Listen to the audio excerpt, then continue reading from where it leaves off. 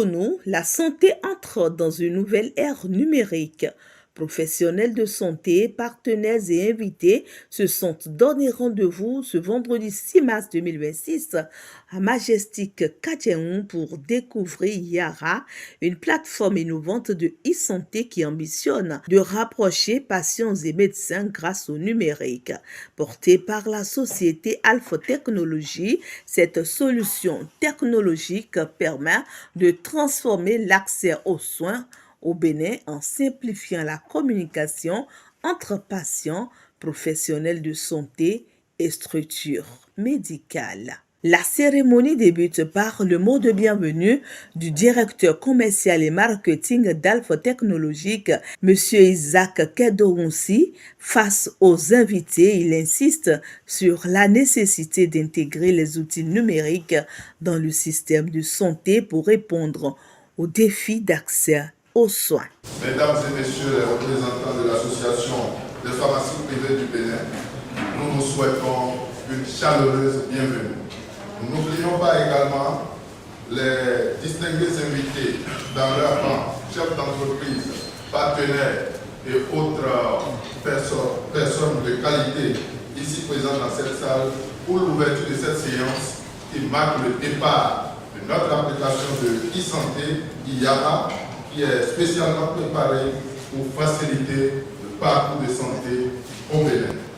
À ces mots, je vous remercie et je lance officiellement l'ouverture de cette cérémonie de lancement officiel de l'application IA. Présente à cette cérémonie, la vice-présidente de l'Ordre des médecins du Bénin, Josiane Ransou, salue une initiative qui s'inscrit dans la modernisation du système sanitaire national.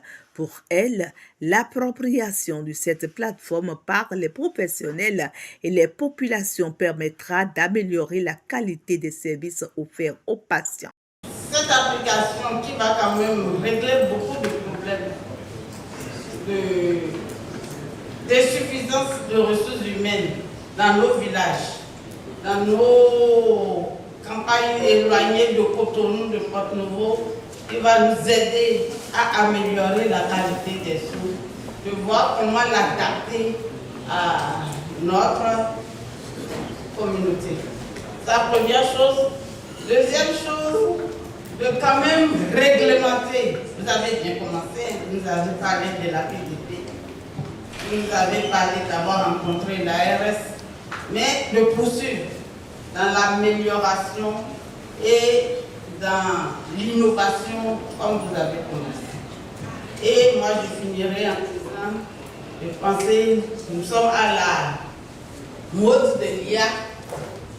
Nous pensons que l'IA peut tout régler. Mais pensons que d'abord le divin a créé l'homme, il a donné l'intelligence, il a développé l'IA, mais que l'IA ne remplacera jamais. Entre innovation et convivialité, la cérémonie est également marquée par une animation culturelle assurée par la compagnie du caporal Django, apportant une touche artistique à l'événement. Ah, tu as des médicaments à prendre et c'est le téléphone qui te dit ça, c'est ça? Oui, c'est une plateforme qui m'a envoyé. Ah, la notification. Ah, attends, toi, mais tu as la plateforme là? Oui, tu connais? Attends, toi, mais tu es formé. Attends, tu connais? Yara là. Et même ici, je suis dedans. Je suis en train de me... Attends, oui, ce qui est sorti en 2025, bon, moi, c'est nous les premiers utilisateurs. Toi, je vais t'expliquer quelque chose. Quand j'ai fait la téléconsultation, oui, et j'ai dit au docteur Kamlo, ben non, dis-moi les symptômes. Je lui ai énuméré quelques symptômes. Parce qu'il n'y a pas qu'un dans le jargon là. Bon, je lui ai énuméré quelques symptômes. Oui. Il m'a dit...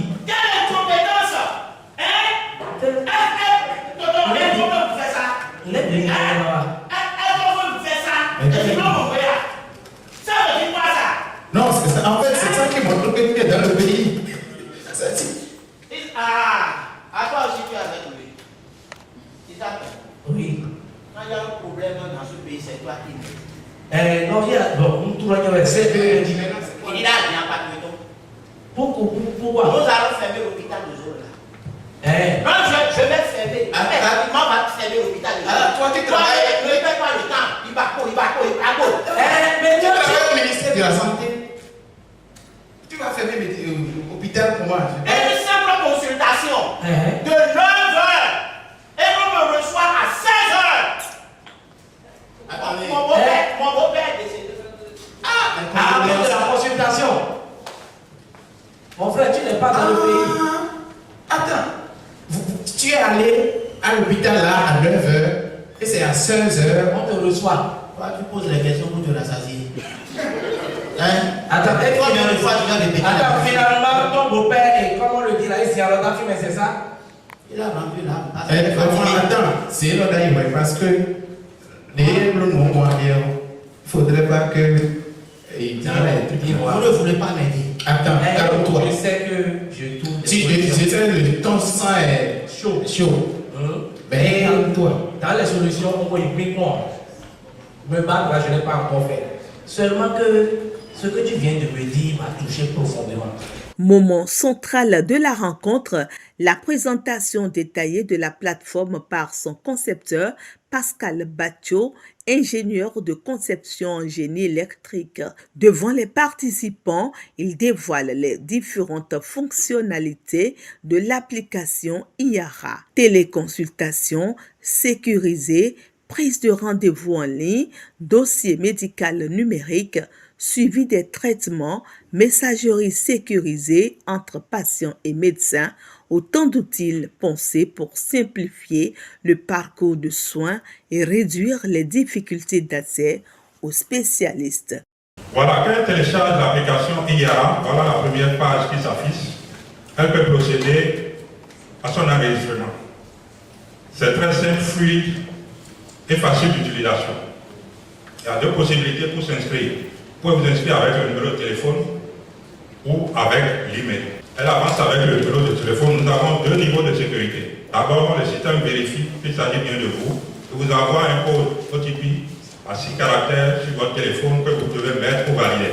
Une fois validé, vous passez à l'enregistrement en mettant votre identité et vous choisissez un mot de passe, qui est le deuxième niveau de sécurité.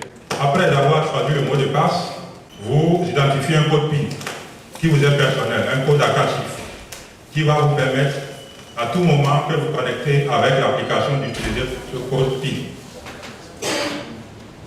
Seulement, en cas où vous changez de téléphone, où votre téléphone est réinitialisé et vous lancez l'application à nouveau, que l'application va vous demander le mot de passe. Donc, c'est les niveaux de sécurité qui sont prévus. Elle met le code PIN qu'elle a choisi. Elle continue le processus pour son enregistrement. Avant de pouvoir finaliser, elle doit accepter les termes et conditions de l'application en respect de la protection des données à caractère personnel. Elle doit les valider. Il y a une option optionnelle pour recevoir des informations de communication, que les lignes sont appliquées ou pas. Et elle valide et elle entre dans l'application. Je disais en amont, chacun doit prendre le soin de lire les règlements par rapport aux conditions de l'utilisation. Donc, elle est dans l'application. Voilà comment elle se présente.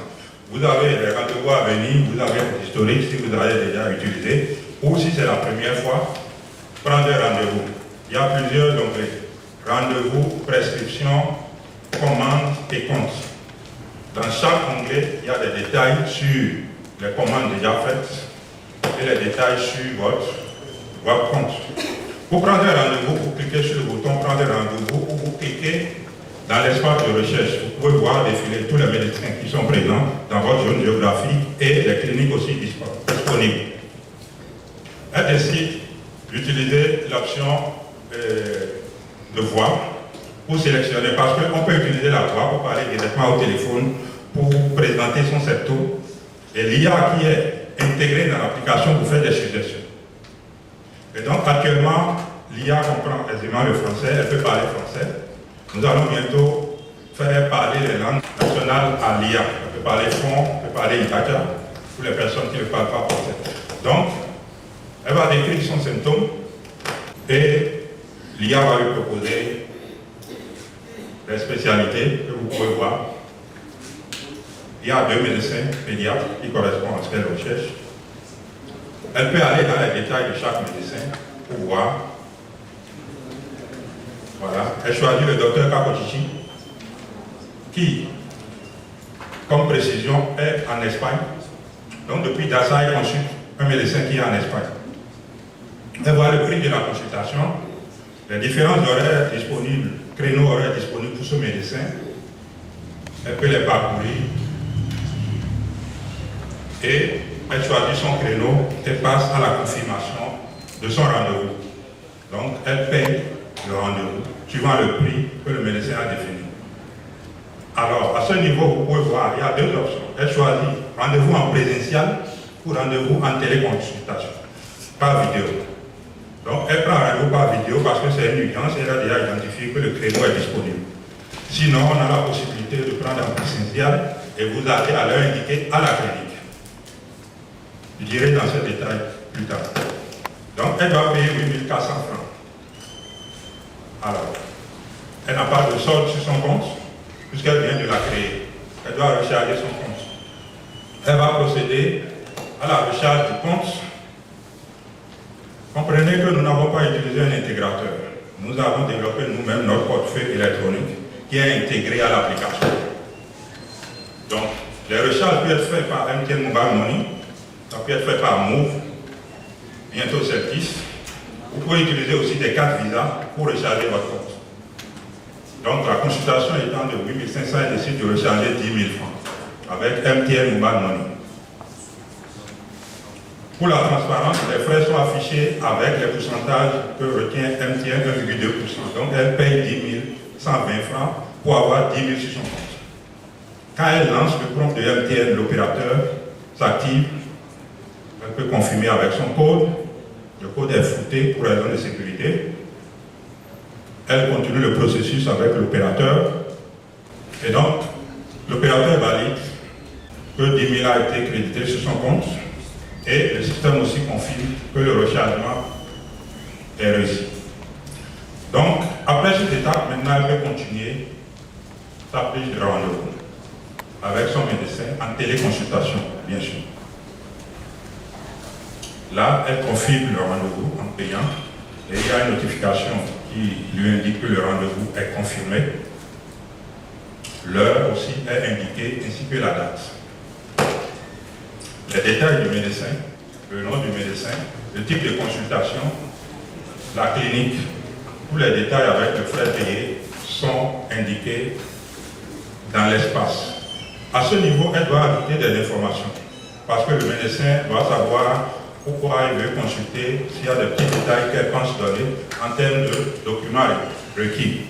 Donc, pour qui est la consultation, là aussi, elle a la possibilité d'utiliser juste le micro et parler à l'application qui saisit automatiquement et cela est sauvegardé. Elle parle en français, elle peut parler en fond, qui va être bientôt mise en application. Donc le système transcrit directement ce qu'elle dit dans l'espace et enregistre. Quels sont les symptômes? Elle doit indiquer les symptômes de son enfant. Elle procède par la même méthode en indiquant par voix haute les symptômes sur son téléphone qui est enregistré et qui sera envoyé au médecin pour que le médecin ait des historiques. Ils ont aussi la possibilité d'ajouter des carnets de santé ou des historiques par document qu'ils peuvent scanner, prendre une photo et joindre à l'application que le médecin retrouve de l'autre côté dans son espace.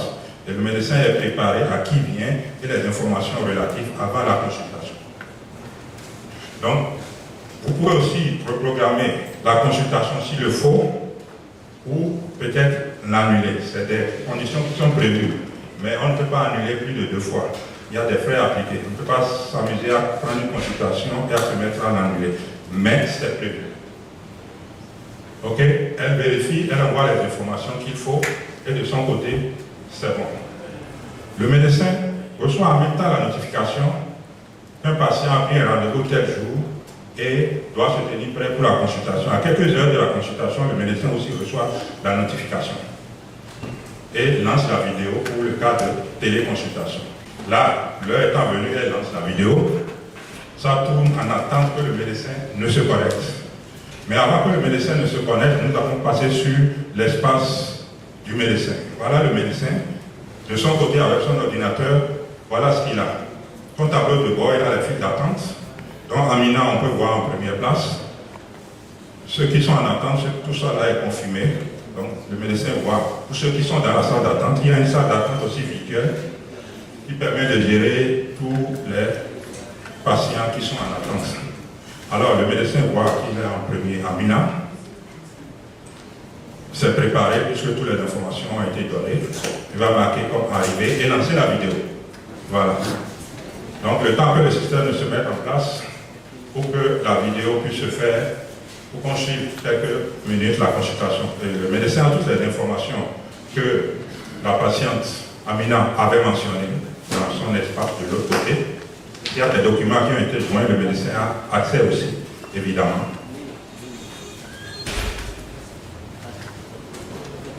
Et donc, la connexion va s'établir. Je vous laisse suivre quelques minutes la consultation entre les deux. Amina Adassa, docteur capoticien en Espagne. On a le son?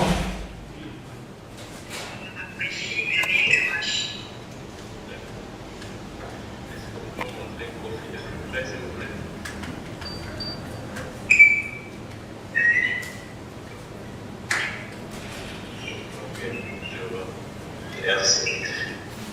Des taches sur le corps, est-ce qu'il a vomi? Est-ce qu'il se plaint de maux de tête? Non, il n'a pas de taches sur le corps. Mais hier soir, il avait vomi. Et dans la nuit, il transpirait. Avec cette saison de pluie, il y a beaucoup de cas de paralysie. Alors, je vais lui les symptômes décrits, je vais lui prescrire un antipaludisme et paracétamol pour la fièvre. Donc, si dans 48 heures de temps, la fièvre n'est pas tombée, recontactez-moi immédiatement sur IARA. D'accord? Ok, donc je vous envoie l'ordonnance électronique tout de suite. Ok, ça a été une consultation très courte. Juste pour que vous viviez en direct ce qui se passe. Peu importe la barrière de distance, peu importe là où vous êtes. Ça accepte aussi une bande passante très réduite. Vous êtes dans un milieu isolé, la connexion elle est établie et marche parfaitement pour la vidéo. Alors le médecin procède maintenant à prendre des notes dans le système, dans le dossier numérique du patient. Il met des notes de consultation, il fait le rapport médical, il prépare tout ça. Après avoir préparé tout ça, il va maintenant générer l'ordonnance électronique qui va être envoyée à Amina. Et ça, c'est un dossier numérique propre à Amina. Amina, dans son espace, a aussi les mêmes informations. Le docteur qui l'a consulté a aussi les informations. Et autant de fois, elle fait ce parcours, les informations s'accumulent et tout est stocké. Et son dossier numérique est acquis. Cette ordonnance établie à 2 médicaments, il peut le parcourir pour s'assurer que tout est correct. Et il met fin à la consultation. Quand il met fin à la consultation, il y a un pop-up qui arrive, qui confirme les informations, s'il est sûr que c'est fini, il confirme. Ensuite, il passe à l'étape de signature électronique. Et aussi, la consultation terminée, fonds libérés. Parce que les fonds que Amina avait payés sont allés sur un compte séquestre, et c'est une fois l'opération finie que les fonds sont libérés. Donc, une fois que la consultation est terminée, le médecin met fin à la consultation, les fonds sont libérés pour aller à la clinique ou au médecin correspondant. Là, il est en train de signer l'ordonnance. L'ordonnance est signée électroniquement, inviolable, avec une adresse identique, unique, qui sécurise la transaction, qui sécurise l'ordonnance. Et toute pharmacie qui reçoit cette ordonnance sait que ça vient du réseau IARA. Mais l'innovation va encore plus loin. La plateforme intègre également un assistant santé basé sur l'intelligence artificielle capable d'orienter les utilisateurs selon leurs symptômes et de proposer des conseils de prévention. Les patients pourront également commander leurs médicaments, se faire livrer et effectuer des paiements sécurisés en ligne. Le promoteur de IARA, Pascal Bachot, nous en dit plus. Je recommande En général, la première fois que vous installez l'installation, mettez assez d'argent. Ça va vous faciliter l'utilisation. Là, elle est encore en fonds insuffisant, puisqu'elle avait mis 10 000, il reste 2 000, c'est 2 500 elle doit compléter. Donc elle refait la même opération pour recharger. Si elle avait mis 20 000 ou 50 000, l'usage facile, sans protocole. Les fonds sont dans son portefeuille à elle, qu'elle peut utiliser à tout moment. Elle peut aussi faire des retraits à travers l'application. Donc voilà, elle fait le processus avec l'opérateur MTN. Le fonds est crédité, donc elle peut payer la pharmacie. Toute pharmacie, toute ordonnance envoyée en pharmacie, une fois le paiement fait, la pharmacie peut passer à la préparation. Donc la pharmacie prépare la commande, et une fois la commande préparée, elle valide que c'est préparé, et Amina aussi sait que sa commande est préparée, elle peut passer, récupérer. Notre vision, c'est de minimiser au maximum le temps dans tout ce parcours-là. Et donc, ce qui est prévu, développé, opérationnel, en passant commande en pharmacie, vous avez deux options. Pick and collect, vous payez, vous allez prendre au comptoir, ça c'est votre choix, ou vous choisissez de vous faire livrer. Quand vous choisissez l'option de livraison, il y a les frais de livraison qui s'ajoutent aux frais de la pharmacie. Vous payez le total. Une fois le total payé, la pharmacie finit, prépare et lance que la commande est terminée. Ça active des livreurs qui sont dans la zone géographique, un peu comme nos applications, Gozem et autres.